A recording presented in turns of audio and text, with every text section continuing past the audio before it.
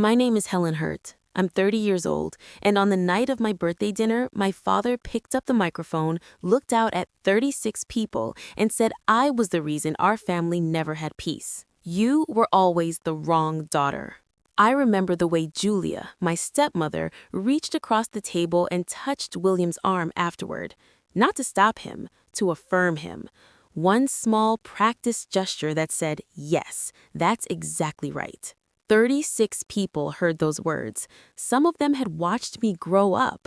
None of them said anything. Nobody pushed back. Nobody set their glass down and said, William, that is enough.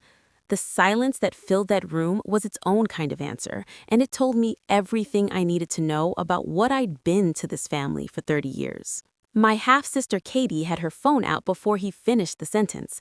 The little red dot in the corner of her screen was already blinking. What my father didn't know, what none of them in that room understood, was that by the time he made that 18th call, his voice had lost everything that had made it recognizable to me for 3 decades. The authority was gone. The performance was gone.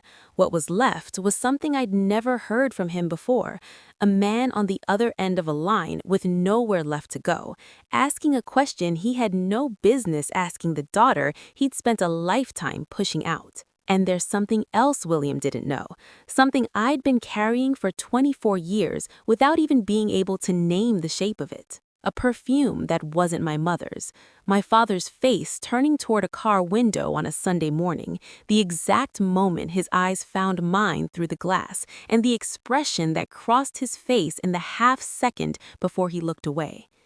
I was 5 years old. I didn't understand what I'd seen.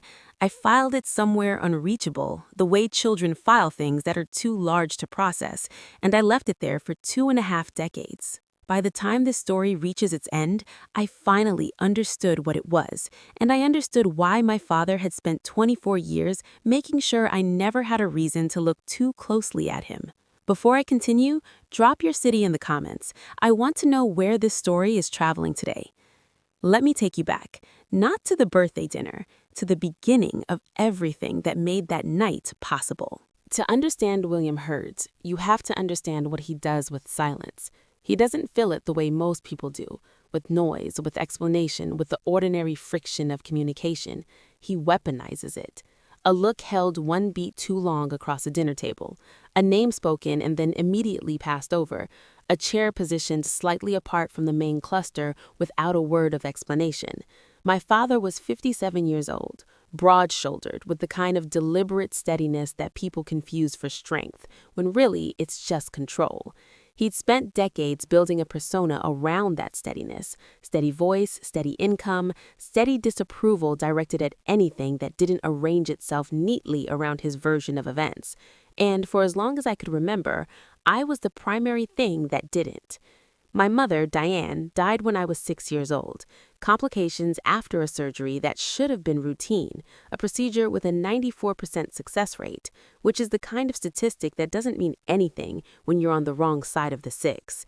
I was told very little about it at the time, and not much more as I got older. What I knew was that she was there, warm and present and mine, and then she wasn't. And the house changed overnight in ways I couldn't name as a child, but could feel in every room, in every meal, in every silence that stretched too long. What I also knew, or almost knew, in the way you almost know things you're too young to fully hold, was something that happened the year before she died. I was 5. I was in the back seat of William's car in the parking lot of a hardware store on a Sunday morning, late October, the trees already stripped down to their structure. I'd been pretending to sleep. I wasn't. I heard a car door open, heard a voice that wasn't my mother's, a woman's voice, soft and low, and familiar in a way that felt wrong without me being able to say why. And then I looked up at exactly the wrong moment. William was outside the car, and he wasn't alone. The woman leaned toward him, he leaned back toward her, and then he turned, and our eyes met through the glass. He looked at me for less than a second, then he looked away. I didn't know what I'd seen. I was 5 years old. The image settled in the place where memories go when you're too young to file them correctly.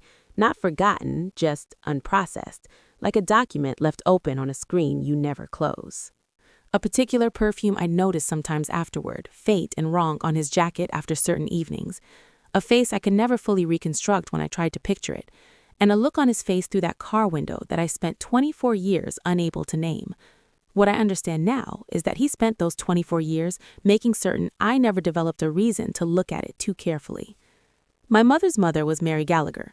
She was 65 when I was 14, 67 when I passed my CPA exam, and 68 when she died on a Tuesday morning in April in her house in Evanston, quietly in her own bed, the way she'd apparently requested. She'd been a bookkeeper for 31 years before she retired, not an accountant. She was always precise about the distinction. Bookkeepers keep the records, accountants interpret them. And she had opinions about numbers the way other people have opinions about weather. Constant, unasked for, and usually correct. She started teaching me to balance a ledger when I was 14, not because I'd shown particular interest, but because I'd said at her kitchen table one Sunday that I liked math, but didn't know what you could do with it in the real world. Mary set down her coffee cup and looked at me the way she looked at imprecise statements. Then she said, "Come over on Tuesday, I'll show you." So I went on Tuesday, and then the following Tuesday, and then every Tuesday for most of that summer, sitting at her kitchen table in Evanston with graph paper, a mechanical pencil, and her old ledger books from her working years. She walked me through debits and credits like they were a language she'd always assumed I'd want to learn. She was right. By the time I was 16, I was helping her reconcile her personal accounts every January. By 18, I was doing it faster than she was. She came to my high school graduation in a blue dress she'd bought specifically for the occasion. She came to my college graduation. She came to the firm dinner when I made senior accountant at 26, sitting in the second row in the same blue dress with alterations, smiling the way she always smiled at my accomplishments. Not like I'd done something surprising, but like I'd done something she'd always known was coming and was simply glad to witness. She called every Sunday at 7:15 p.m., for 16 years without exception. I was a senior accountant at Harmon & Briggs, a mid-sized firm in downtown Chicago. 5 years in, managing client portfolios that most people in my building never thought about in concrete terms. I was good at my job, not in the way people describe as good when they mean adequate, but genuinely precise, genuinely fast, the kind of accountant clients ask for by name. Not one person in William's house had ever asked me what I actually did. To them, I was the one who was good with numbers, useful at tax season. Otherwise, quiet. When William lost his job at the logistics company in March of 2020, restructuring, they said, and maybe that was true, I never confirmed it, the first mortgage notice arrived 6 weeks later. He left it on the kitchen counter the way you leave things when you want someone else to handle them without having to ask directly. I noticed. I was staying there that weekend. I picked it up, asked him about it. He said what William always said when he didn't want to engage. We'll figure it out. We didn't figure it out. I did. I set up automatic payments from my personal checking account. Mortgage, $1,400 per month, homeowner's insurance, $340 quarterly, property taxes, $3,800 annually, gas and electric, averaging $580 monthly. I told myself it was 6 months, maybe 8.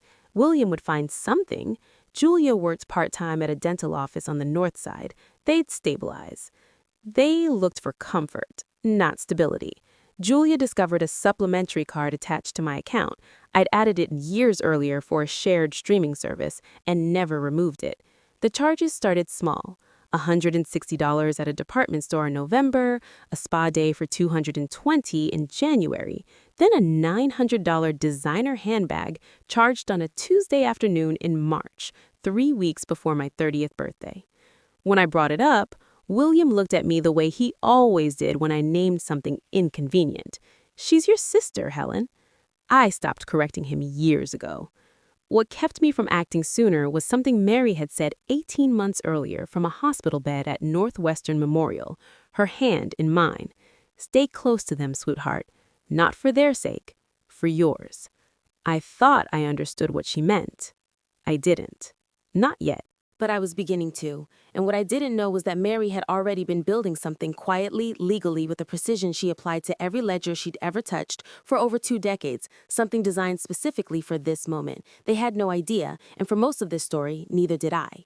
I want to tell you about an envelope. It arrived in the spring of my junior year of high school, white, standard size, addressed to me, return address from the Illinois CPA Society's academic scholarship program. Full tuition, 4 years. I'd applied on a Saturday in February without telling anyone because I'd learned early that telling William about things I wanted was a reliable way to lose them. I filled out the application at the Naperville Public Library on my lunch break from a Saturday shift at the grocery store where I'd been working since I was 16. I never saw that envelope again. I found out what had happened to it 2 years later standing in the cereal aisle of a Jewel Osco on a Thursday afternoon. My former AP economics teacher, Mr. Donovan, stopped his cart next to mine and asked, "Helen, did anything ever come of that scholarship you applied for junior year? You were their top candidate that cycle." I drove home with my groceries in the back seat and sat in the parking lot of my apartment building for 35 minutes. Then I drove to William's house and went through his filing cabinet in the hallway while he was watching television in the other room. Third drawer, behind a folder of old utility receipts from 2009. A white envelope opened along the top edge. My name on the front, the scholarship letter inside, creased once at the top as if someone had read it standing up at the counter. I took it with me. I walked back to my car and drove home. I never mentioned it.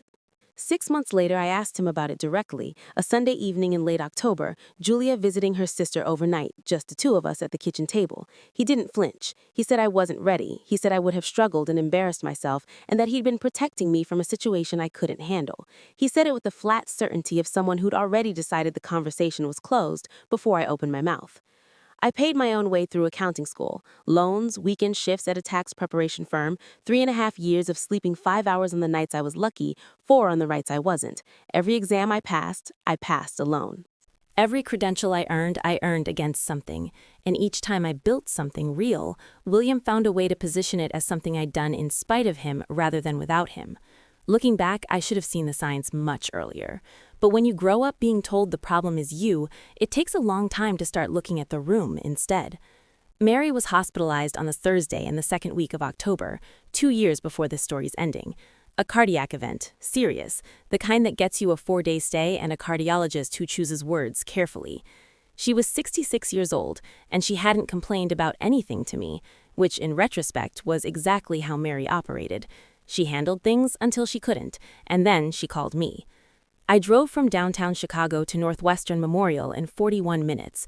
I took 4 days off from Harmon and Briggs, 2 unpaid because I'd already used my leave balance, and I slept in the chair next to her bed for 2 of them. She told me to go home. I didn't. On the second day, I called William. Not to ask for anything, I knew better by then, just to let him know what was happening. He said, "That's too bad, hope she's doing okay." Julia's voice came through in the background, quick and low. William said, "We actually have plans this weekend. Katie got a promotion at the salon where she works. We were going to take her out to celebrate." Katie had been promoted from receptionist to junior stylist at a hair salon in Wheaton, Illinois. A real enough step, sure, but it was a weekend dinner reservation. That was the event that took precedence over calling to ask how his daughter was doing while her grandmother was in a cardiac unit. I hung up without saying anything. Mary watched my face from the hospital bed. She'd been watching me process something for about 45 seconds, which was apparently all she needed. She reached for my hand and held it, not tightly, just steadily, the way she held everything. Then she said, very quietly, "There are things I need to show you when you're ready." I thought she meant her recipe binder, the photo albums she kept organized by year in labeled boxes in her hall closet, her ledger books from her working years, the ones we'd sat with at her kitchen table when I was 14. I said okay and squeezed her hand and didn't press further, because Mary said things on her own timeline, and always had. I didn't understand what she'd actually meant until 14 months later, sitting across from Patricia Webb in a law office on the north side of Chicago, 2 days after my birthday dinner. What happened next still gives me chills. 11 days before my 30th birthday, I came home from a 12-hour day at the firm at 11:40 at night. I'd been running a quarterly audit for a manufacturing client in Schaumburg, the kind of day where your brain stops generating original thoughts around hour 9 and just executes. I was staying at William's house that week. My apartment lease had ended and my new studio wasn't available until the first of the month. I'd been sleeping in the small room at the end of the upstairs hall, the one that used to hold storage boxes and still smelled faintly of cardboard. The kitchen light was on. I could hear voices through the door, low, deliberate, the register people use when they don't want to be overheard from the hallway. I stopped on the bottom stair. My laptop bag was still on my shoulder. I didn't adjust it. Katie had been talking about opening her own salon for 2 years. A real dream, a workable one. She had the skills and probably the clientele. But in the kitchen of a house I'd been financing for 4 years, my stepmother and my father were calmly designing a mechanism to extract my savings using a room full of people as leverage. The logic was clean, actually, almost elegant in a terrible way. Public setting, family framing, my refusal made into a character statement rather than a financial decision. She owes this family, Julia said. Her voice carried no hesitation, no edge, just the tone of someone stating a fact they've already fully processed. She's been living here for free. $112,000. That was the number I did in my head, standing against that wall in my coat at 11:40 at night. 3 years and 8 months of mortgage payments, insurance premiums, property taxes, and utility bills, all from my checking account. All for that house. The house I'd been told to think of as home. I climbed the stairs one step at a time in the dark, stepping over the creak on the third one by habit. I sat on the edge of the bed in that small room. I didn't cry. I stared at the ceiling for a long time, running the numbers, thinking about every payment, every silent dinner, every automatic transfer I'd set up and not thought about because I was too tired to think about it. Something shifted. Not a decision exactly, more like a rearrangement, things moving into the positions they'd been building toward for years. That was the moment I stopped waiting and started planning. I need to tell you about Mary properly. Not the Mary from the hospital room, not the Mary who said, "There are things I need to show you," with her hand in mine. The Mary I actually grew up with, the one whose kitchen table is where I learned the 2 things that ended up mattering most in this story: how to read a set of numbers and how to wait. She was 65 the summer she started teaching me bookkeeping. She had silver hair she wore pinned back except on Sundays, and she drove a 2003 Buick she absolutely refused to replace because it still runs fine, Helen, unlike some things. She smelled like hand cream and strong coffee, and occasionally the cedar from her hall closet, where she kept her old ledgers and her labeled photo boxes, and apparently documents I wouldn't know about for years. She was the kind of person who remembered the date of your first job interview and called that morning, casually, as if checking in about nothing, without ever mentioning that she'd remembered. She taught me bookkeeping because I said I liked math but didn't know what to do with it. She said, "Come over on Tuesday." And then every Tuesday for a summer, we sat at that kitchen table and she showed me what numbers actually looked like when they were doing something. Not equations, not abstractions, but records, evidence, a history of decisions written in columns. I think about that a lot now. She came to my high school graduation. She came to my college graduation. She came to the Harmon and Briggs dinner when I made senior accountant, sitting in the second row in her blue dress with the alterations, and when I found her in the crowd afterward, she pulled me close and said exactly 4 words. "I always knew, kid." Not "congratulations," not "I'm so proud of you," just those 4 words, delivered like the closing entry in a ledger, the final line that made everything balance. She called every Sunday at 7:15 for 16 years, not 7, not 7:30, 7:15, which she decided was the right time on the first Sunday she called me after I moved out at 18, and which she maintained without variation or explanation for the rest of her life. I want to tell you about one Sunday about 8 months after her hospital stay. She sounded fine, clear, sharp, herself. We talked about work, about a client situation I was navigating, about the Buick finally needing tires, about a show she'd been watching that she described as aggressively mediocre, but somehow compelling. And then, near the end of the call, in the same tone she'd used to mention that rain was expected on Thursday, she said, "I want you to know I took care of everything, the way you would, carefully, in writing, so there's no room for argument." I said, "What do you mean?" She said, "You'll understand when you need to." Her voice was steady, not evasive. Mary wasn't evasive, she was precise, and there's a difference. She said things on her own timeline in the order she'd decided made sense. I'd learned over 30 years not to press. She died 14 months later, peacefully, at home, on a Tuesday morning in April in her own bed, exactly as she'd apparently arranged. Her neighbor found her at 9:30 when Mary didn't come to the door for their standing Tuesday coffee. The call from her attorney came 6 days after the funeral. The attorney's name was Patricia Webb, 61 years old, gray blazer, reading glasses on a chain that she'd been wearing in the same office on the north side of Chicago for over 2 decades. She'd been Mary's attorney since before I was born. She said Mary had left very specific instructions about timing, about documentation, about what needed to happen in what order. She said Mary had been, in Patricia's words, remarkably precise. I had one meeting with Patricia before the birthday dinner, just enough to understand that something existed. Just enough to know that Mary had built something deliberately and that it was waiting for me on the other side of whatever was coming. For the first time in 24 years, sitting in that office on a Tuesday afternoon, I understood what it felt like to have someone in your corner who'd gotten there before you did. Mary had been quietly arranging the shape of my future since before I knew I needed one. And I knew, walking out of that office and back into the November cold, that I was done pretending I didn't.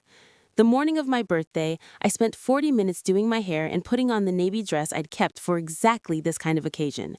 I curled my hair. I put on the earrings I almost never wore. Standing at the bathroom mirror, getting ready in a house I'd been paying for, I let myself believe for about 3 minutes that the evening might be something real. Carmine's was a mid-range Italian restaurant on the east side of Naperville. Exposed brick, warm pendant lighting, the kind of private dining room that felt intentional without trying too hard. William had booked it. Julia had arranged the floral centerpieces. 36 people filled the chairs. I noticed the seating when I walked in. Main table, directly under the birthday banner, William at the head, Julia to his right, Katie beside her, Katie's boyfriend across, and William's old colleague from the logistics company filling the last chair. My place card was at a smaller table near the kitchen door. I picked it up, set it down, sat at my table by the kitchen and said hello to everyone who passed.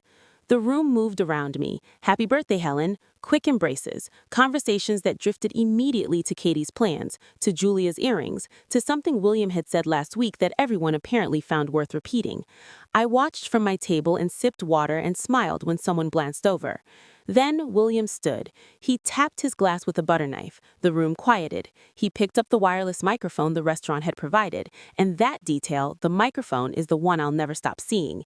And he smiled at 36 people. He talked about family. He talked about what this occasion meant. He talked about responsibility and about the people in this room who understood what it meant to show up. Then he looked at Katie, and his whole face changed. He announced that Katie was pursuing her dream of opening her own salon. The room warmed to this. Applause, a few people leaning toward her, her boyfriend putting his arm around her. Katie glowed the way she always did when the room turned toward her. And then William looked at me. He said my name into the microphone. He said I'd always been the responsible one, the steady one, the one who understood how families actually worked. He said the family was going to need to come together to help Katie get started, and that $48,000 would cover the initial cost, space deposit, equipment, first month of operating expenses, and that he knew, he was certain, that I'd want to be part of making this happen. He looked at 36 people and said this as if it were a done thing, as if my savings were already allocated, as if the only remaining step was for me to nod and smile and make it official. I said, William, this is my birthday dinner. Can we please not do this here? His smile thinned. You always say not now, Helen. Not here, not tonight, not the right time. He stepped closer. His voice climbed. Not shouting. William never shouted. He commanded. This room, this family, everything you've been given. You can't do this one thing for your sister? And then he lifted the microphone, looked out at 36 people, and told them I was the reason this family had never had peace. The room didn't gasp, it froze. Katie's phone was already pointed at my face, red dot blinking in the corner of her screen. Julia nodded, one small, certain nod, the kind that says, finally, yes, exactly right. I sat still for 3 full seconds. I looked at my father, I looked at the room. Then I folded my napkin once, twice, set it beside my water glass. I stood, picked up my bag, and said the only thing I had left. Thank you all for coming to my birthday. And I walked out. The night air hit me like cold water. I made it to my car before my hands started shaking. I gripped the steering wheel and breathed through my nose the way I'd talk a patient through a panic episode if I were that kind of person. Then I reached for my phone and called Patricia Webb. She answered on the second ring.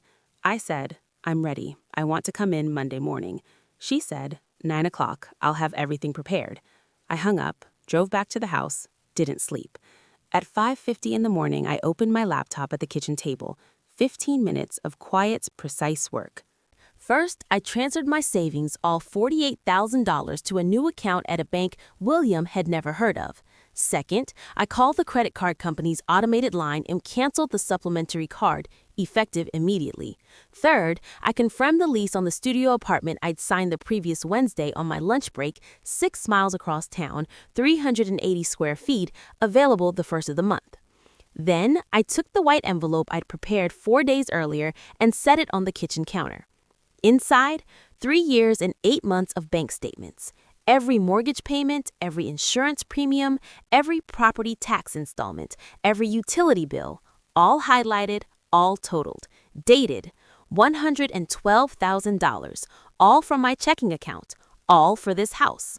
No letter inside, no explanation, no "I told you so." Just numbers, because numbers don't argue and they don't flinch and they don't look away. I zipped my jacket, carried my 2 bags downstairs in 2 trips, stepping over the creak on the 3rd stair by habit one final time. The hallway was dark. The house smelled like Julia's lavender diffuser and old carpet. I turned the front door handle and stepped outside. The door clicked shut behind me, soft, final, the sound of something that had been building for 30 years completing itself. I loaded the car and drove east into a sky just starting to go pink at the edges. I did not look back, not once. They thought my silence meant I'd given up. They had no idea what it actually meant. Here is what happened in that house after I left, pieced together later from William's brother, from a cousin, from someone who'd been in the room for all of it and called me 3 weeks after the fact with the kind of careful, quiet voice people use when they're genuinely sorry. Sunday morning, Julia came downstairs around 9. She noticed the envelope on the counter and set it aside to make coffee. Then she went upstairs to tell me breakfast was ready, not out of warmth, out of the assumption that everything was the same, that I was still there, still available, still the person who could be moved and guilt-tripped and waited out. My room was empty, closet cleared, bed stripped to the mattress. She called William. Her voice, he told his brother later, was almost amused. She actually left. William came upstairs, stood in the doorway of the empty room for a moment, then shrugged. Let her go. She'll be back by Thursday. He went downstairs and turned on the television.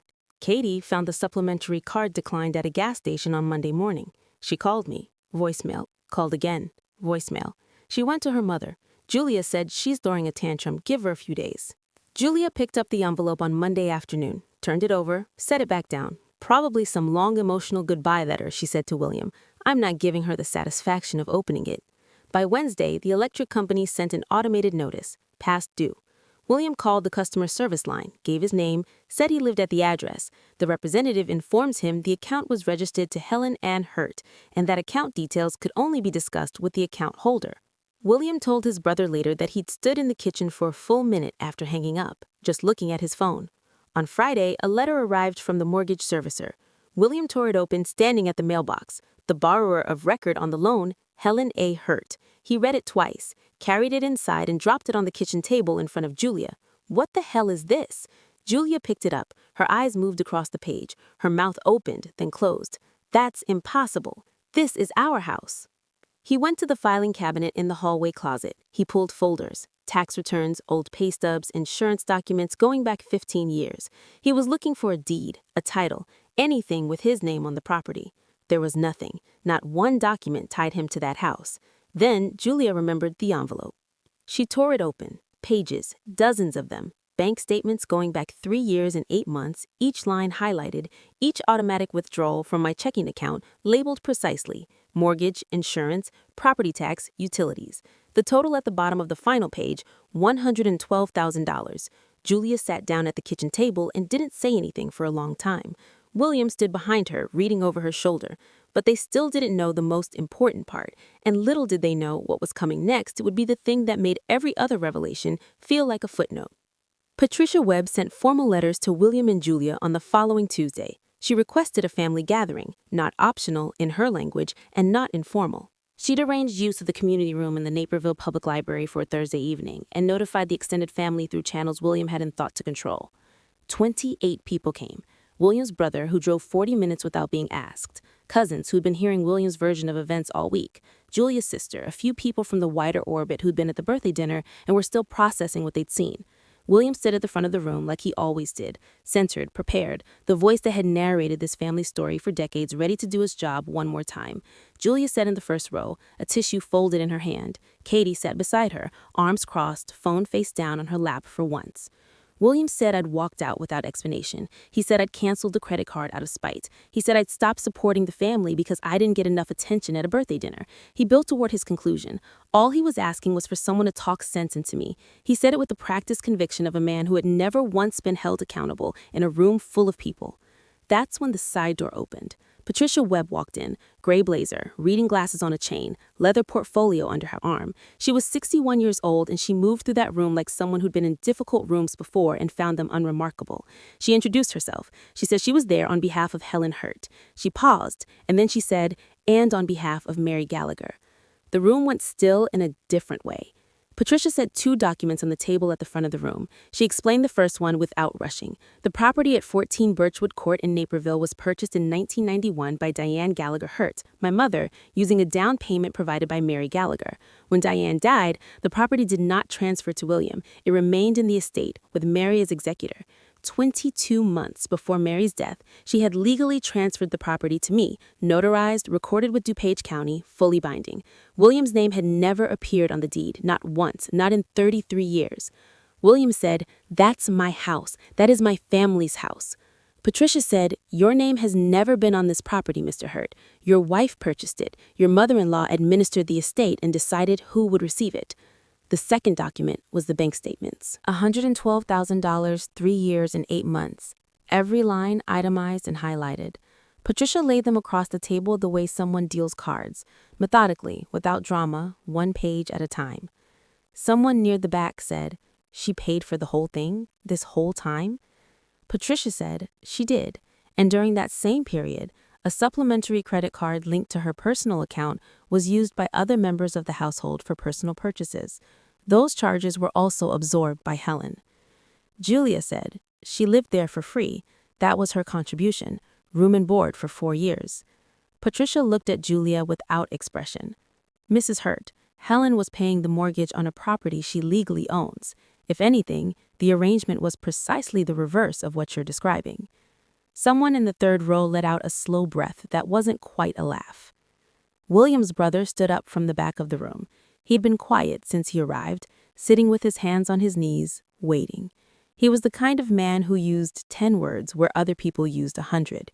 He looked at William and said, "You stood in that restaurant and told that girl, with a microphone, that she was the reason this family never had peace.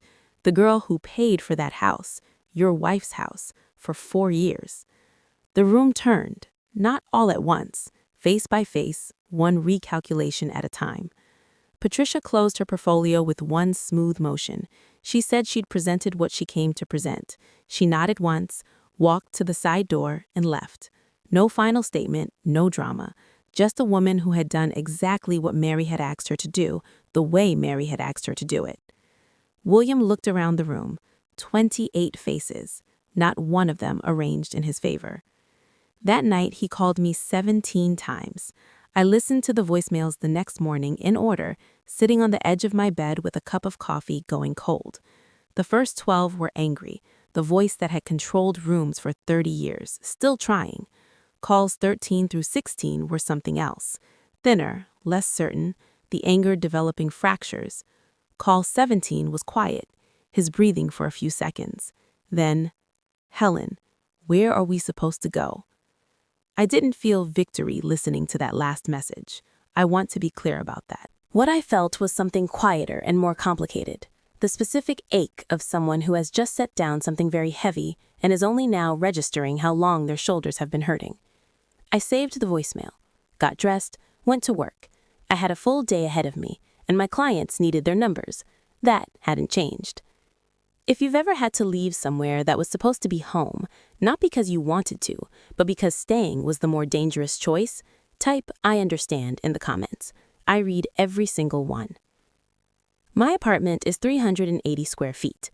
The hot water takes 80 seconds to arrive. The bedroom wall has a hairline crack near the ceiling that I keep meaning to mention to the landlord. It's mine. Every square foot, every number in the bank account attached to it, every bill I pay, because I chose to, not because someone positioned me where I couldn't say no. William and Julia moved out of 14 Birchwood Court 12 days after Patricia's letter. Not because the timeline required it, they had more time, but because the mortgage was past due, the electric account was in collections, and William couldn't bring himself to call the person he'd just told 36 people the source of all the family's trouble. William's brother took them in. He made up the spare bedroom and didn't say much about it. He said one rule, apparently, in terms that were simple. You can stay here, but you don't say her name in the way you've been saying it. William nodded. According to his brother, it was the first time in decades that William accepted a condition without arguing. Patricia delivered Mary's letter to me on a gray Wednesday morning, 2 weeks after the library meeting. It had been in her files for 22 months, sealed, with a handwritten instruction attached. Give this to Helen after she understands. 2 pages. Mary's handwriting, neat, slanted slightly to the right, the way she wrote recipe cards and the Sunday call reminders she kept on a notepad by her phone. She wrote about my mother, about Diane's laugh, which she described as startled sounding even when she was expecting to be happy, which I read 3 times because it's the closest thing I have to hearing it. She wrote about why she transferred the house, not to punish William, not to create a legal mechanism for conflict. She wrote, "Your mother bought that house because she believed in building something permanent. I kept it for you because you're the one who understands what that means." And then, near the end of the 2nd page, in the same calm handwriting, she named it, what she'd known, what she'd chosen not to tell a child who was already carrying too much. 2 sentences, measured and precise the way Mary made everything. I sat with the letter for a long time. Then I stood at the window in my apartment, the one that faces the building across the street and catches good light in the early evening, and I finally let myself look directly at the memory I'd been filing incorrectly for 24 years. The parking lot, a Sunday in late October, the door opening, a voice that wasn't my mother's, and my father's face, not guilty exactly in the moment our eyes met through the glass, something more specific than that, afraid of a 5-year-old who didn't understand what she was looking at because he understood something about her that she wouldn't know for decades, that she was the kind of person who remembered things accurately. My father didn't need me to be the problem because I was difficult. He needed me to be the problem because the alternative was living in a house with someone who had, somewhere in her memory, the shape of something he'd spent 30 years rearranging reality to cover. I was never the dramatic daughter. I was never the ungrateful one. I was the witness he couldn't make disappear, so he spent 30 years making me the kind of person no one would believe. Understanding that didn't fix anything, but it closed something, a loop I'd been living inside so long I'd stopped seeing the shape of it. 6 months after I left, a Christmas card arrived, my name on the front in William's handwriting, nothing inside the envelope, no letter, no explanation, no apology, just my name, written carefully in his hand, like he was practicing saying it without flinching. I'm not telling you this story so you'll feel sorry for me. I'm telling it because maybe you're sitting somewhere right now paying for something that was never supposed to cost you this much, waiting for someone to finally see what you've been building, what you've been absorbing, what you've been quietly surviving. I know what that feels like from the inside. I know what the silence sounds like when you're the one generating it to keep the peace. Leaving wasn't revenge. Leaving was the first time I chose myself, and I'd make the same choice again every single time. You don't need someone's permission to protect your own life. You don't need the person who hurt you to agree it was wrong before you're allowed to walk away. Sometimes you just fold the napkin, stand up, and go. My grandmother taught me that, not in words, in the way she lived, in the things she built quietly and left behind for the right moment. Quiet strength. Let them narrate. You just keep building. If you stayed until the very end, thank you, sincerely. Now I want to hear from you. Do you think people like William are capable of real change, or is it just guilt wearing a more presentable coat?